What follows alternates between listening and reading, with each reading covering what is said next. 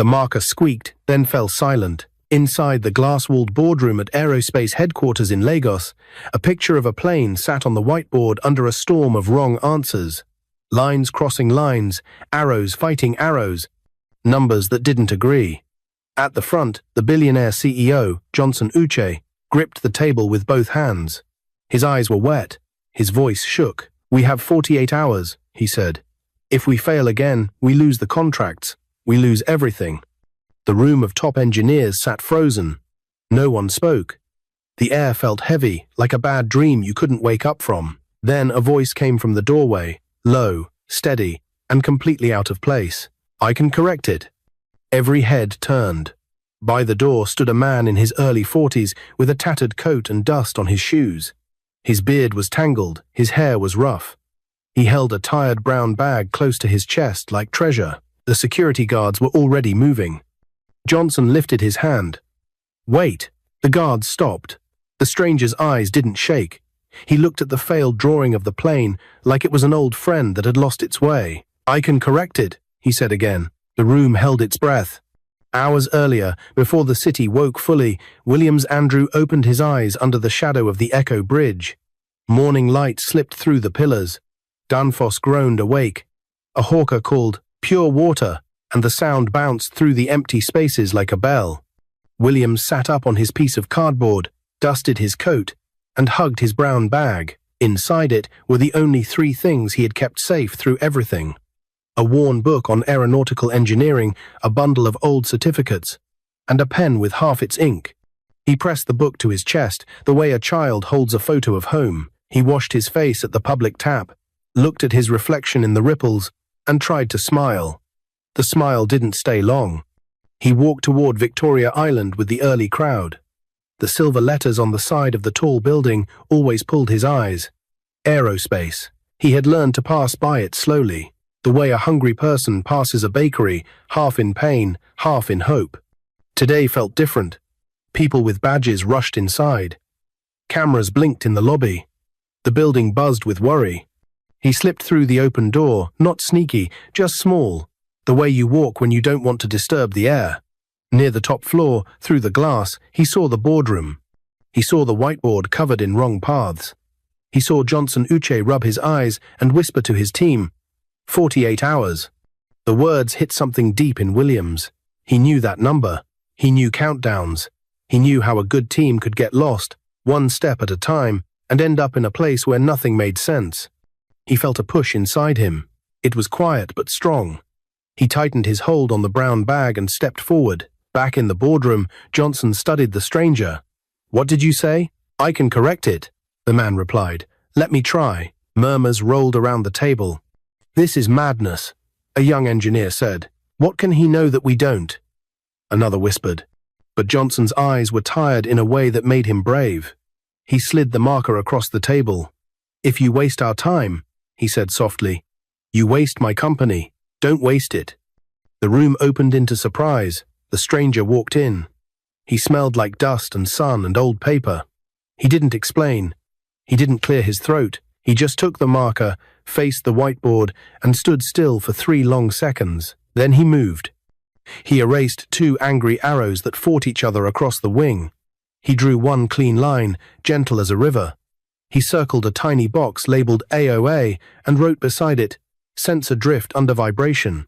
He added 3 short equations. Not too many, just enough to show a path. He wrote, "Feedback loop overreacts," and underlined it once. He drew a small smiley face near the tail, not to be funny, but to show where the plane wanted peace. "What are you saying?" someone asked. The stranger spoke in simple words. "When the plane feels many small shakes, this little sensor," he tapped the AOA box, "thinks the nose is too high. It panics. The autopilot pushes the nose down too fast. The pilots fight it. It becomes a tug of war. A few seconds of wrong numbers can turn into a fall." He drew a tiny filter, like a sieve. "We slow the panic with a filter so the sensor listens better. We teach the system to check 2 other helpers before it acts this one here and this one here." He marked airspeed and vertical speed. If all 3 agree, act. If one is shouting alone, wait. He wrote 3 steps on the side. Filter the noise. Cross-check the helpers. Soft hands on the nose, soft hands. It sounded strange and true at the same time. The room shifted from doubt to quiet attention. Chairs moved closer. Pens stopped tapping. Even the air conditioner hum seemed to listen. Johnson stepped forward. "You, what is your name?" The man did not turn. "Williams?" he said. "My name is Williams. Where did you learn this?" Johnson asked.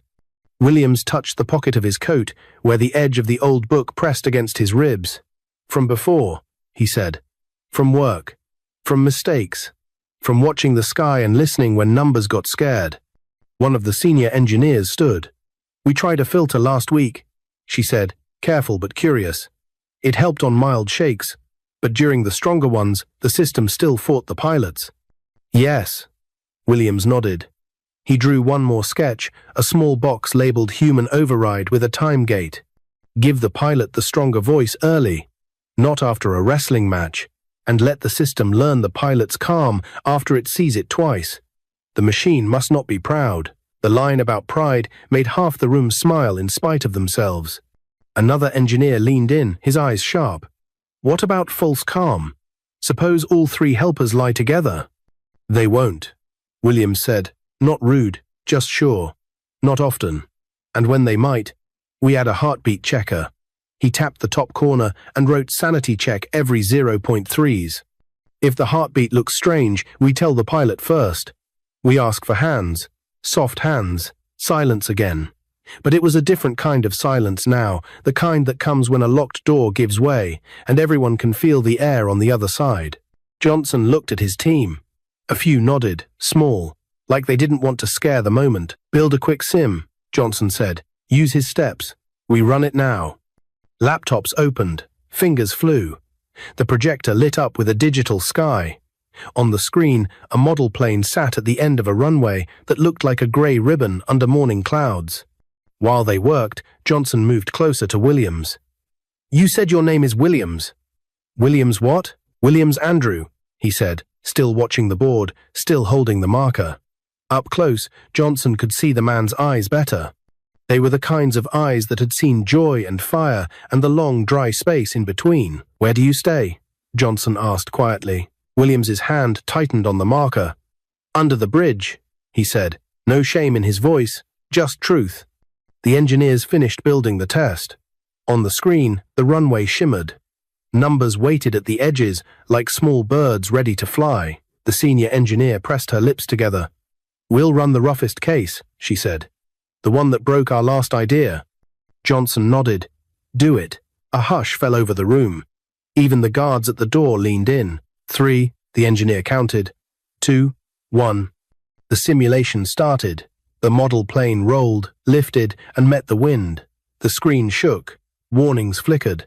The old system would have forced the nose into a fight here. Everyone in the room knew this beat too well. Williams did not blink. He whispered to the screen, not as a magic spell, but the way a coach whispers to a player at the line. "Soft hands." On the screen, the new filter caught the wild shakes and smoothed them.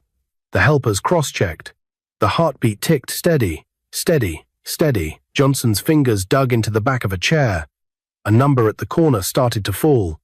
Another held. Another rose. The room leaned forward as one. The plane's nose dipped, but only a little. The pilot's override flashed. The system yielded early, like a proud person learning to listen. The graph that used to spike like a scream began to curve like a calm wave. "Come on," someone breathed. The final line at the bottom, the one that had spelled disaster all week, began to move toward green. It crawled. It paused. It twitched. The final result box on the right blinked from pending to, and the power in the building flickered. The projector cut to black. A chorus of gasps filled the room. Laptops beeped. Someone swore under their breath. For 2 long heartbeats, nothing existed. No sky, no numbers, no hope, just the thin whine of the UPS fighting to stay alive. The lights blinked back. The projector woke up with a grey sigh. The result box was still there, frozen in the instant before truth. Johnson turned to Williams, eyes wide, voice barely a whisper. "Did we fix it?" Williams looked at the screen, then at the whiteboard with its soft lines and simple rules. He did not smile. He did not speak. The result box flickered. The result box on the projector flickered like a stubborn flame, refusing to die. The entire room leaned forward, every heartbeat syncing with the digital pulse on the screen. Then, success flashed in bold green letters. The room erupted. Some gasped. Some clapped their hands to their mouths. Others shot to their feet in disbelief. The numbers that had dragged them into despair for weeks had finally turned in their favor. The red spikes that once screamed of chaos now curved smoothly, flowing like a calm river. Johnson froze. For a moment, he simply stared, unable to believe what he was seeing. Then, slowly, his lips parted, and a breath he didn't realize he'd been holding spilled out. "It worked," whispered one of the engineers. "It actually worked." Williams let the marker slip gently onto the whiteboard tray. His hands trembled, not with fear, but with the rush of memories. It had been years since anyone had listened to him. Years since he had felt the weight of his ideas matter. A standing ovation followed. One by one, the highly paid engineers of aerospace rose from their seats, clapping hard. The sound filled the boardroom, echoing off the glass walls. It was not for their billionaire CEO. It was not for the company. It was for the ragged man who had walked in from the street and corrected what they had failed to solve. Johnson turned sharply, his eyes wide with tears. He didn't care that the man standing before him smelled of dust and hardship. He didn't care about the tattered coat or the unkempt beard. He rushed forward, grabbed Williams by the shoulders, and pulled him into a tight embrace. "Thank you," Johnson whispered, voice cracking. "You just saved my company, and maybe more lives than we can count." The guards by the door stood frozen, unsure if they should still remove the stranger. But they knew it now. He wasn't a trespasser. He was the key.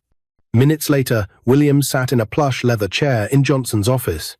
It felt strange under him, soft, warm, like a bed after years of sleeping on cold concrete. His brown bag sat by his side, untouched. He held it close like a lifeline. Johnson paced in front of him, still trying to process what had just happened. "You walked into my boardroom from the street," he said, his voice caught between amazement and curiosity. "Who are you? How did you know the one thing my best engineers could not see?" Williams hesitated. His eyes dropped to the floor. For a long time, silence stretched between them, broken only by the hum of the office air conditioning. Then, with a shaky breath, he reached into his bag. From it, he pulled out the old, dog-eared book on aeronautical engineering. Its cover was faded, its pages worn at the edges. "This," he said softly, placing it on the desk. "This is what reminds me of who I used to be." Johnson sat down across from him, leaning in. "Tell me." And so, Williams told him. "I am Williams Andrew," he began, his voice heavy. "Once, I was a top aeronautical engineer. I worked with big companies in the United States for 10 years. I designed systems, solved problems, lived in the sky. I had a family, my wife, Balaji Paska, and 2 boys, David and Jeremy. For a while, I thought I was blessed." His eyes clouded, and his voice cracked. "But then, doubt entered my home. I suspected my wife. Against my better judgment, I ran a DNA test on my children. The results said they were not mine." Johnson stiffened in his chair, listening intently. "I don't know how she found out," Williams continued. "But the morning after, as I left for work, the police stopped me. They searched my briefcase and found hard drugs inside. I was arrested, charged, and jailed. 2 years. By the time I came out, I had lost my career, my reputation, my family. My wife destroyed me. After deportation, I returned here to Nigeria. With nothing." He paused, swallowing hard. "I've been living under the bridge ever since. Broken. Forgotten. But this bag," he patted it gently, "with my book and my certificates, it has been my only reminder of who I once was." Johnson's throat tightened. He could barely find words. "My God," he whispered. You went from designing planes to sleeping under bridges." Williams nodded, silent. For a moment, both men sat in the stillness, their lives worlds apart, yet bound by one truth. Genius can be buried, but it never dies. Finally, Johnson stood. His decision was instant, unshaken. "We're not leaving you like this," he said firmly. He picked up his phone and called his driver. Take him to the best barber shop. Clean him up. Then to the finest boutique, get him everything he needs. He doesn't step into this office again, looking like he's been forgotten by the world. Williams tried to protest, but Johnson silenced him with a look. No, you've given me back my company. Now I give you back your life. That night, when Williams looked at his reflection in the mirror of the barber shop, he barely recognized the man staring back. His beard was trimmed, his hair neat. At the boutique, he slipped into a crisp suit. For the first time in years, he felt like himself again. By morning, he walked back into aerospace, not as the ragged beggar from under the bridge, but as lead engineer Williams Andrew.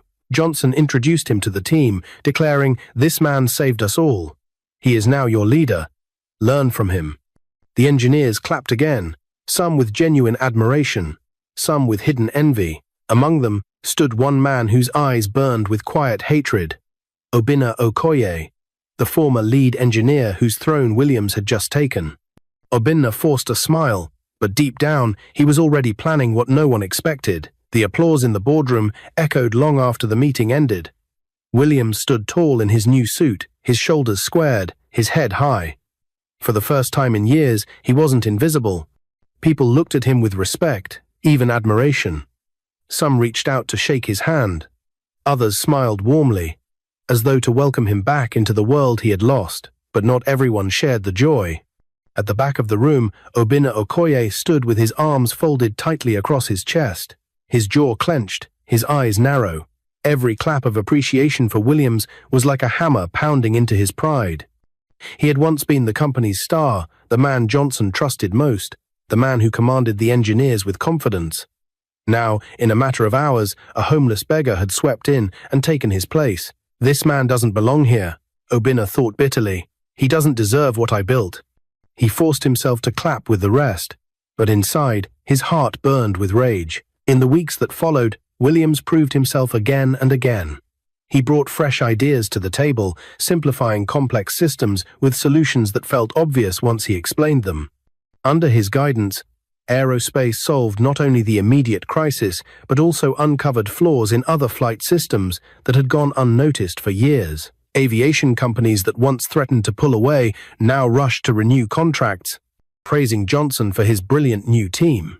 But everyone in the company knew who the real genius was, the man who had come in from the street, carrying nothing but a dusty bag and a mind sharper than steel.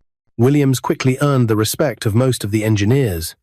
They admired his humility. He never spoke down to them, never carried himself with arrogance. Instead, he listened, guided, and taught with patience. Many younger engineers began to call him mentor. But Obinna?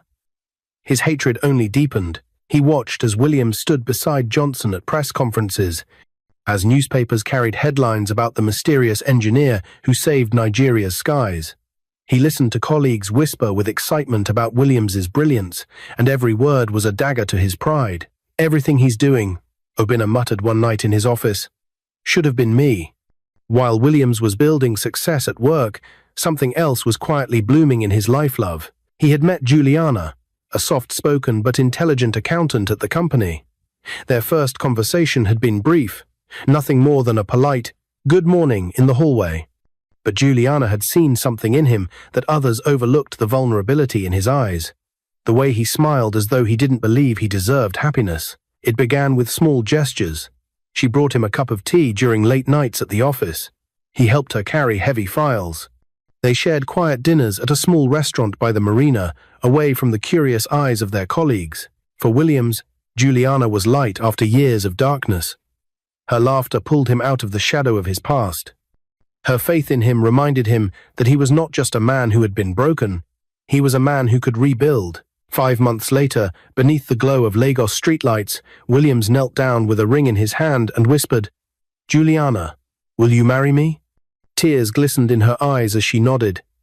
Yes, the wedding was set, and Williams moved into a new mansion on Banana Island, a gift from Johnson, who insisted that a man of his brilliance deserved nothing less. For Williams, it was more than a house. It was proof that life could begin again. But while Williams dreamed of a new future, Obinna plotted in the shadows. One evening, in a dimly lit bar tucked away on the mainland, he met with a group of rough men. Their leader, a scar-faced thug called Django, leaned across the table. "So you're saying you want him gone?" Django asked, his voice low. Obina's eyes gleamed with cold fury. "Not just gone. I want him broken. He humiliated me, stole my position, and now he lives like a king while I sit in his shadow. I want him to feel what it's like to lose everything." Django smirked. "For the right price, we can make that happen." Obina slid a thick envelope across the table. Django peeked inside, bundles of naira stacked neatly. He whistled softly. "It will be done." The night before Williams's wedding, the mansion was quiet. Juliana was at her family's house, preparing for the big day. Williams sat in the living room, flipping through his old engineering book, a soft smile on his face. He thought of the journey from the cold bridge to this warm home, from despair to joy, then a knock at the door. He frowned. It was late. Who could it be? He rose, walked to the door, and pulled it open. 3 men in dark jackets stood there. Before he could ask a question, one of them raised a gun. The shot rang out, tearing through the night. Williams gasped as fire exploded in his upper arm. He stumbled back, clutching the wound, blood soaking his sleeve. The men didn't wait. They turned and ran before the guards outside could react. Chaos erupted, security shouted, alarms blared, and Williams collapsed onto the polished floor, his vision blurring. As he drifted into unconsciousness, one thought echoed in his mind. Not again. I can't lose it all again. The sirens of the ambulance wailed through the Lagos night, racing down the 3rd mainland bridge toward the hospital. Inside, Williams lay on a stretcher, his face pale, his arm wrapped in blood-soaked bandages. His eyelids fluttered as he fought to stay awake, the pain pulling him down into darkness. Beside him, Juliana held his uninjured hand tightly, her eyes red from tears. She whispered prayers through trembling lips. "God, please don't take him from me. Not now. Not when we've just begun." Johnson Uche followed closely behind in a black SUV, his mind racing. He replayed the scene over and over, the mansion gates open, guards shouting, Williams's blood staining the tiles. His chest ached with guilt. "I should have seen this coming," he muttered to himself. "I should have protected him better." At Lagos University Teaching Hospital, doctors rushed Williams into emergency surgery. For 3 days, he lay unconscious in a hospital bed, his body fighting for life. The once vibrant man who had saved aerospace and won hearts was now silent, his breathing supported by tubes. Juliana never left his side. She refused to eat, refused to rest. Her head often rested on his chest, listening to the weak rhythm of his heart, as though her presence alone could call him back. On the 3rd night, when hope was beginning to slip away, Williams stirred. His chest rose with a shaky cough, and his eyes slowly opened. Juliana gasped and clutched his hand. "Williams, oh thank God." Tears spilled down her face as she pressed her forehead against his. The doctors rushed in, checking his vitals, but Juliana didn't move. She couldn't. Her heart felt like it had been given back to her. When Johnson arrived that morning, relief washed over him at the sight of Williams awake. "My brother," he said, gripping Williams's good hand. "You scared us all, but you're not leaving us yet. Not when the world still needs you." Williams gave a weak smile. "It'll take more than a bullet to finish me." But behind his humor, his mind turned. Who would want me dead? The answer came a week later. Johnson ordered a full review of the CCTV footage from the mansion. Security teams combed through the video until finally the truth glared back at them. There he was, Obina Okoye, the man who had once been aerospace's lead engineer, the man who had stood in the back of the room watching Williams take his place. On the footage, Obina appeared outside the mansion gates hours before the attack, speaking with the very men who later stormed the door. When Johnson saw the footage, his hands trembled with rage. "Obina," he hissed, "how could you?" The evidence was undeniable. Armed with confessions from the captured attackers, led by the scarred thug Django, the police moved quickly. Obina was arrested at his apartment in Lekki, dragged out in handcuffs as neighbors watched in shock. In the interrogation room, Obina sneered when confronted. "He stole everything from me," he spat. "Do you know who I was before that beggar walked in? I built this company with my ideas. and Johnson threw me aside for a man who smells of the street. I won't let him live my life while I rot in his shadow. But his arrogance couldn't save him. The evidence stacked too high, the testimonies too clear. The case was sent to the federal high court, and soon Obina stood trial for attempted murder and criminal conspiracy. The courtroom buzzed with tension. Reporters filled the benches, eager for every word. On one side, Williams sat with Juliana, his arm still bandaged, but his spirit unbroken. Johnson sat beside him, a protective figure. On the other, Obina stood tall in a dark suit, his eyes filled with cold defiance. Witnesses testified, guards, engineers, and finally Django himself, who admitted Obina had hired him. The evidence was undeniable.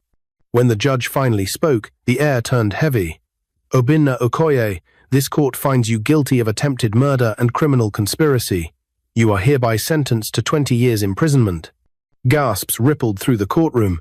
Juliana let out a breath she had been holding. Johnson nodded grimly. Justice served. But Obina was not done. As officers led him away in chains, he turned his head sharply toward Williams and Johnson. His voice carried like venom. "This isn't over," he snarled. "Mark my words, I'll come back for you. I'll destroy both of you and everything you've built." The courtroom erupted in noise, but Williams sat steady, his eyes fixed on his enemy. He spoke calmly, loud enough for Obina to hear. "You've already destroyed yourself." The officers dragged Obina away, his threats echoing behind him like a storm receding into the distance. A month later, Williams was back on his feet. The company welcomed him with cheers, the engineers rallying around him more than ever. Juliana stood proudly by his side, her hand in his, the wedding plans back on track. And though scars lingered both on his arm and in his heart, Williams knew one truth. He had faced betrayal and survived, but life still had more in store. Because while one enemy had been locked away, the shadows of the world never truly disappear. And soon, another test, greater and more dangerous, was waiting just around the corner. The sun rose over Lagos, painting the lagoon in gold. The city hummed awake, hawkers calling, buses honking, markets alive with sound. For Williams, this day meant more than any sunrise he had seen in years. Today, he would finally marry Juliana. The mansion bustled with activity. Tailors arrived with clothes, decorators filled the hall with flowers, and chefs prepared feasts fit for royalty. In the middle of it all, Williams stood in his new suit, sharp, elegant, and proud. When he caught his reflection in the mirror, he smiled faintly. Gone was the man who once slept under the Echo Bridge. In his place stood a man restored, a man with purpose. Juliana appeared at the top of the staircase in her gown, glowing with joy. The moment their eyes met, the room seemed to pause. Johnson, standing nearby, wiped at his eyes discreetly. "You deserve this, Williams," he whispered. "After everything you've endured, you deserve happiness." The wedding was nothing short of breathtaking. At the grand church in Victoria Island, the pews overflowed with friends, engineers, business leaders, and even government officials eager to witness the union of the man who had saved aerospace. Cameras flashed as Juliana walked down the aisle, her veil trailing like a river of light. Williams's heart pounded, but when she reached him, all the noise in the room melted away. "You may kiss the bride," the pastor declared. When their lips met, applause erupted. Guests rose to their feet, clapping and cheering. Johnson stood with both hands raised, as if celebrating his own victory. It was more than a wedding. It was redemption, a homeless beggar restored not just to dignity, but to love. The reception glowed with laughter, music, and dancing. Juliana's eyes never left Williams, and Williams never stopped smiling. For one night at least, all shadows seemed gone, but shadows have a way of waiting. Later, Williams and Juliana sat in their mansion's living room, cradling their newborn baby boy. He was tiny, wrapped in soft blue cloth, his little breaths steady against Juliana's chest. They named him Clinton. Williams touched his son's forehead gently. "You will never know the life I lived under that bridge," he whispered. "You'll only know love." Juliana kissed his cheek. "He already has everything he needs you." For a while, peace seemed complete. The company thrived, their home filled with joy, and Williams had a family again. But even in prison, Obina's words lingered like a curse. "This isn't over." The reminder came sooner than expected. One evening, Johnson arrived at the mansion with troubling news. He sat with Williams in the study, his expression grim. "We received word from inside the prison," Johnson said slowly. "Obinna has been talking. He claims he has connections outside people who owe him favors. He says even behind bars, he can still reach you." Williams frowned, his hand tightening on the armrest. "He's locked away. What more can he do?" Johnson leaned forward. "He's dangerous, Williams, and desperate men find desperate ways. I don't want you taking this lightly." Williams sighed, his mind flashing back to the gunshot, the pain, Juliana's tears. He looked at Johnson with calm resolve. "Let him threaten. I've lived through worse. What he doesn't understand is that fear no longer rules me." Still, when he walked into Clinton's room that night and watched his son sleeping peacefully, Williams silently vowed, "If Obinna comes for us again, he will fail." Weeks passed. Williams settled into his role at Aerospace, guiding the team with unmatched skill.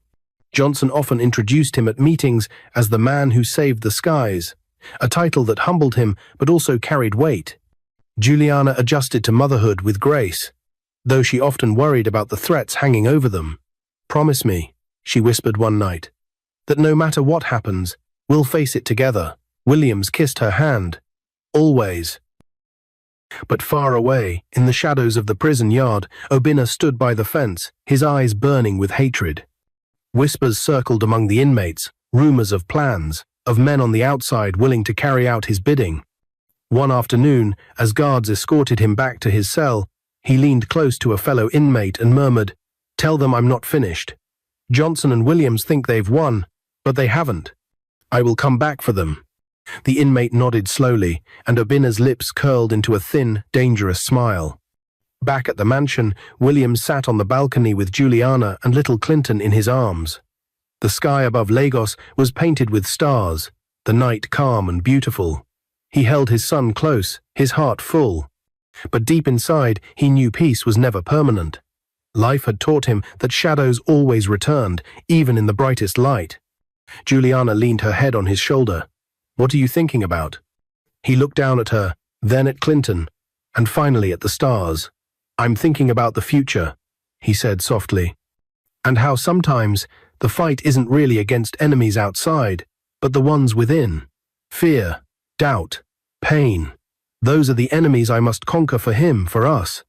Juliana squeezed his hand. "And you will, because you're Williams Andrew. You always rise." The night air grew still, almost too still, as if the world itself was holding its breath.